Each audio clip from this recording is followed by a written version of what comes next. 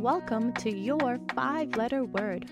I'm your host, Christina, and in each episode, we explore how intentional communication and a strong mindset can transform your business, your relationships, and your personal growth. Whether we're covering communication strategies or sharing tips to shift your mindset, this podcast will help you learn to create more meaningful conversations in your life so that you can deepen your relationships and grow your business. So sit back, relax, and soak in the insights as we dive into today's conversation. Welcome to episode 6 of your 5-letter word. Today, I'm going to be talking about how to silence your inner critic. Now, we all have an inner voice or an inner dialogue, and this is really just the way that we tend to talk to ourselves. Whether we talk to ourselves nicely, with love, with compassion, or, as is the case for the majority of us, whether we talk to ourselves critically, whether we judge ourselves, whether we put ourselves down for not living up to our own expectations. Now, when it comes to our self-talk, in order to start to silence this inner critic and really get to a place of peace, inner love, and acceptance, the first place to start is to just really identify what the self-talk is and what your beliefs are. Often, we don't actually pay attention to what we think and how we think it. We have around 90,000 thoughts a day, something like that. It's an outrageously large number. And about 90% of those are repetitive. About 90% of those are repetitive from the day before, from the day before that, from the day before that. We have thoughts that play on a loop in our minds. And so what ends up happening is for someone who tends to have a little bit more of that inner criticism, more of that negative inner dialogue, that plays on a loop. And day after day after day, it plays on a loop. And because it plays on a loop, people stop noticing. It just becomes the norm, the standard that they're used to. It's just the way that they think. It's just the way that they are. It just becomes who they are. And they stop noticing. And so really, if you're looking to silence your inner critic, the very first step is just being honest with yourself about what is happening. What kinds of thoughts are you thinking? How often are you thinking them? What is the nature? What is the tone of the way that you're speaking to yourself? Again, are you thinking about yourself in a compassionate and loving way? Or are you contributing to doubt and putting yourself down when you perhaps don't even need to? And in most cases, you don't need to. So really, the first step is identifying what the pattern of your thoughts is and what your beliefs are. Once you've done that, once you've gone ahead and you've identified the types of things that you're thinking every day in a pattern, that's when you go the next step and you really start to think about, where is this coming from? Now, there's a few different areas where it really tends to stem from. The first being the criticism that we tend to hear from others. This is often family, friends, parents, teachers, close people to us growing up. It's the criticism that we hear from the people close to us, or the criticism that we hear frequently that then starts to get ingrained in our belief system and starts to become part of our self-talk. So if there's someone in your life that has told you multiple times that you're not good enough at something, perhaps you're too slow at something, whatever the case, over time, that becomes the thought that you think to yourself, which again, going through the loop, it becomes part of the norm and of the identity that you embody. So really realizing where these thoughts are coming from has so much power in itself. Because when you can get to a place of understanding that, hey, I'm always doubting myself in this area, and it stems from a teacher or a parent or a friend that constantly told me this, there's power and freedom in that. Because that's not something that you personally believe per se.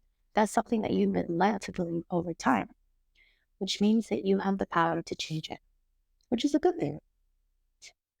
So, one major area is criticism that you have heard from others. Another major area of criticism and negative beliefs really stems from fear, fear from judgment, fear from criticism, and really fear from an external reaction. So, again, this is usually the people close to us, our family, our friends, our loved ones. And it's this fear of disappointing them, perhaps. It's this fear of letting them down. It's this fear of the way that they'll react to us. And so we criticize ourselves for something that we've done that we think the other person will think negatively of us or react negatively to. So if, for example, you're running late for work, a lot of that fear and anxiety and putting yourself down for, oh, I'm always late, I can't be on time, maybe even going down the rabbit hole of, oh, it's so stupid, I can't get anything right. Where is that coming from? The fear of your boss getting mad, the fear of being reprimanded. Now, mind you, a lot of these fears may be valid, but understanding what is driving that self-talk has a lot of power and freedom in it. That's what I want you to understand. Once you're able to start identifying your belief systems and the thoughts that you're having in a loop and really starting to understand where they come from, that's where you can then go to the next level and start to parse apart. What is it that you truly believe? What do you actually believe about yourself versus what is something that you've just been told repetitively? And again, that seems like a very minor distinction sometimes, especially if you're new to the self-development world, especially if you don't have too much practice per se with doing this stuff. But there is power in understanding your thoughts and your beliefs and their origin. Because again, when you're able to identify that a thought that you're having repetitively day after day isn't even a thought that you may believe, but it's just something that you've heard multiple times, it becomes that much easier to let it go. It becomes that much easier to rewire it and change it for something more positive. So again, just to recap, start to notice the patterns of the thoughts that you're having. Start to pay attention to how you're speaking to yourself and whether there's specific things that you're saying on repeat. Once you pick up on what those things are, start to identify why you're thinking this. Is this something that others have told you? Is this something you truly believe?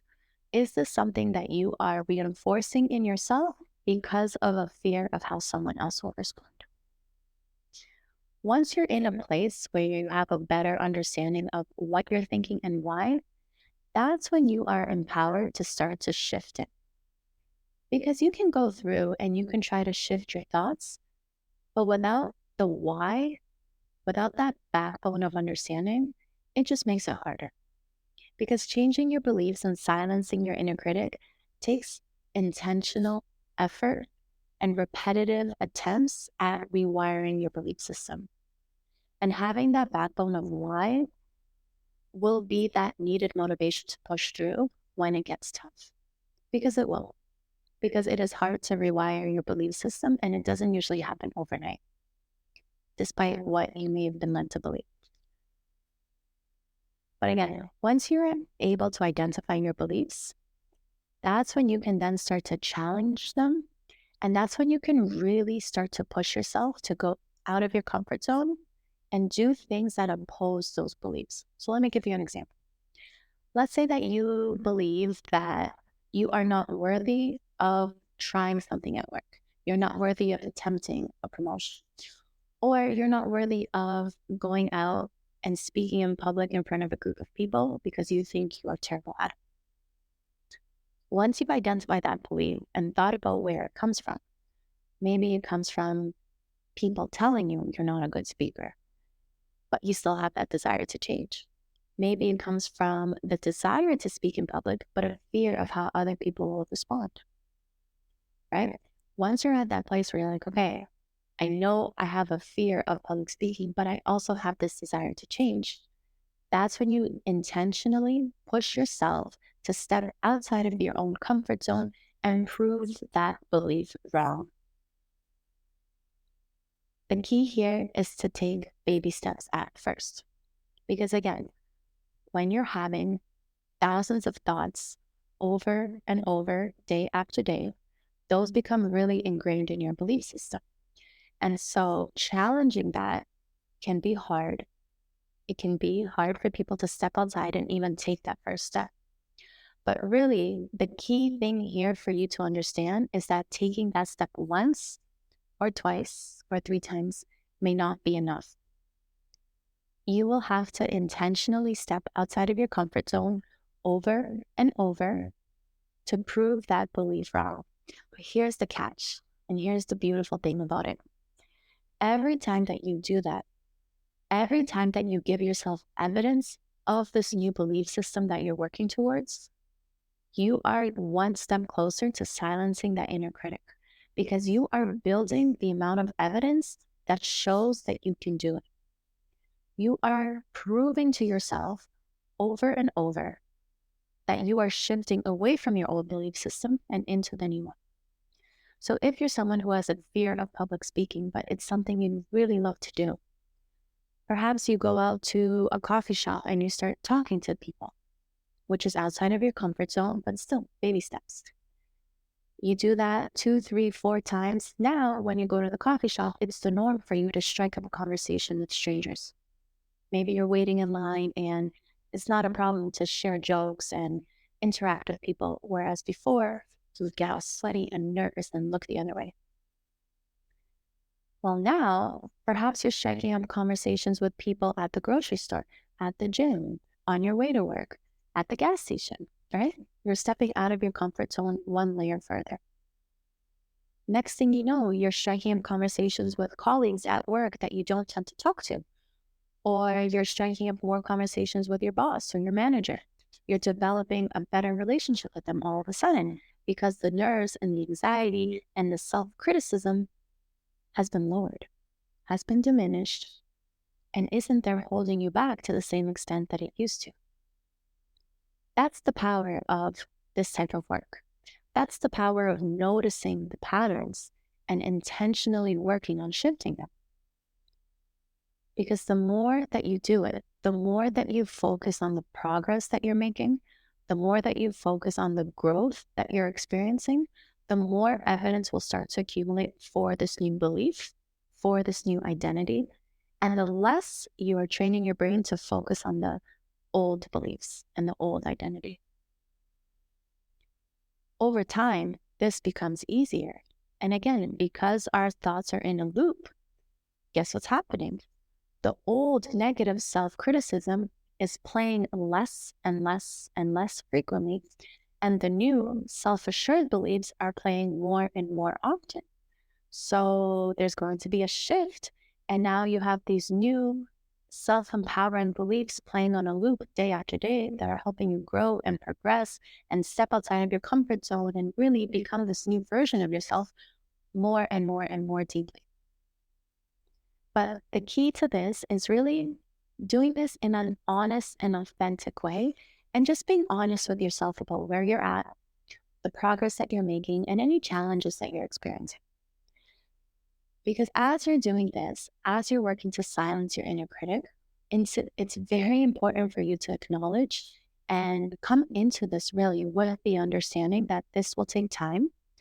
That number one, this will take time. And that number two, there will be good days and bad days. Changing your thought patterns, changing your beliefs, changing your identity, none of this is easy. This doesn't always come naturally to most people, especially when first starting out in this type of sphere. But being honest with yourself is the key here. So again, once you've identified that this is something that you think, there's so much freedom and growth that comes from being honest with yourself, even if it's just in identifying why you believe it.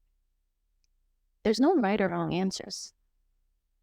It doesn't matter if someone else told you this. It doesn't matter if you genuinely believe it. None of that matters, per se, as long as you're being honest with yourself about where you're at. Because that is the key. Honesty on your journey will be the key to your growth. Because when you're having a bad day and that critic acts up and that critic is a little bit louder, That's when you can be honest with yourself and have the freedom to say, hey, I'm feeling this type of way. I'm feeling nervous about speaking. I'm feeling nervous about my presentation. But I also know that some of this stems from my past. That doesn't necessarily apply to me anymore.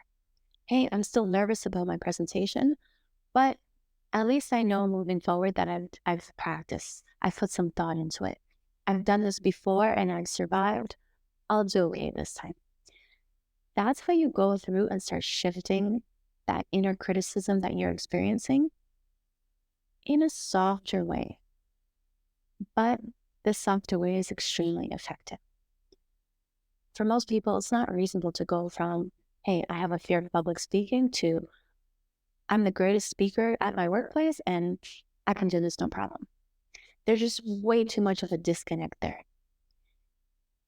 But that slow stepping out of your comfort zone, those baby steps, those are the links to get you from where you are to where you want to be.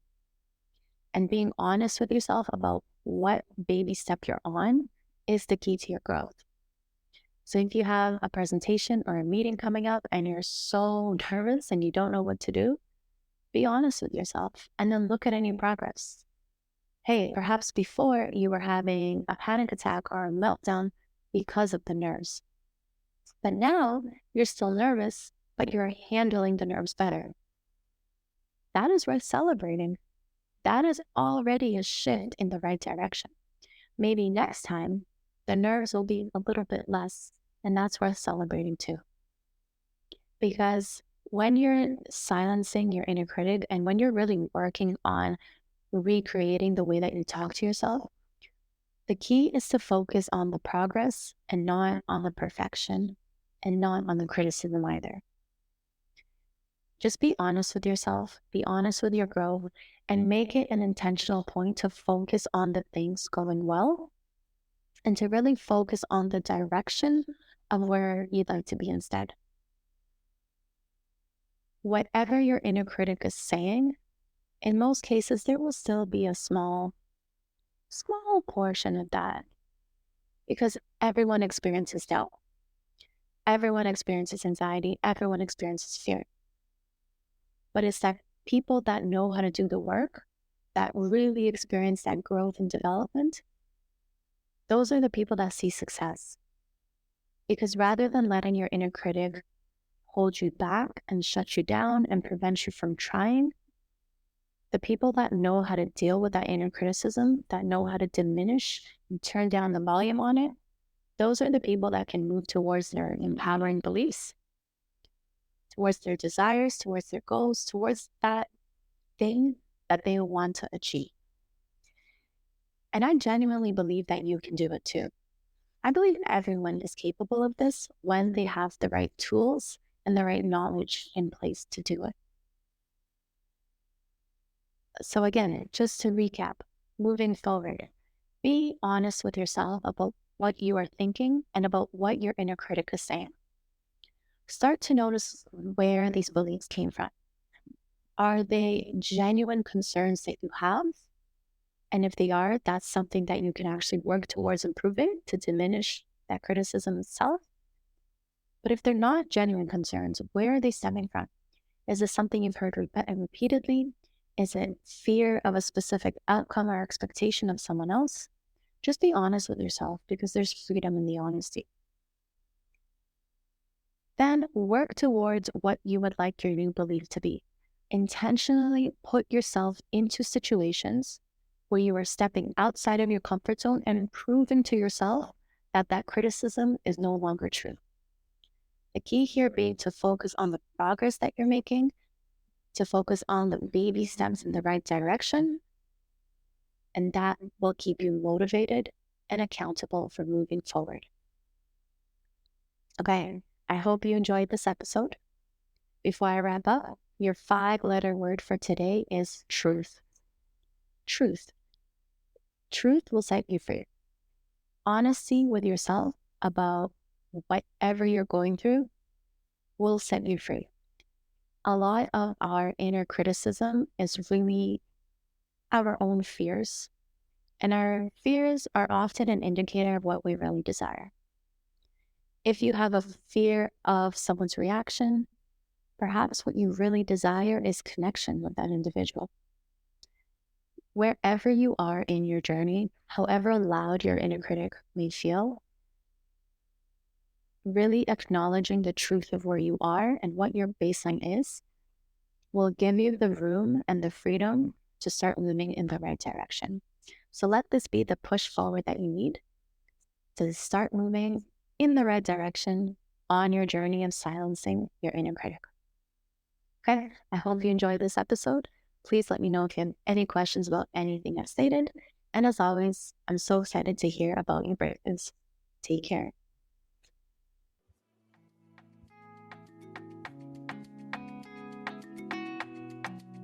Thanks for tuning in to this episode of Your 5-Letter Word. If you found this episode helpful, please share it with someone who might need to hear it. And as always, I love to hear about your breakthroughs. I'm here to serve your soul a cup of peace and a slice of joy. Until next time, take care.